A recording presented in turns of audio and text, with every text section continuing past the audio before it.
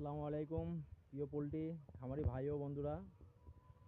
ময়মনসিং সারেঙ্গা চৌরাস্তায় একটা কাম সম্পূর্ণ করলাম।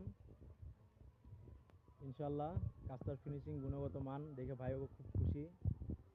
আপনারা দেখতে পারতেছেন পানির লেভেল এবং কি খাদ্যের পাইপ এটাও বসানো হবে মুরগি ওঠানোর পর। মোটামুটি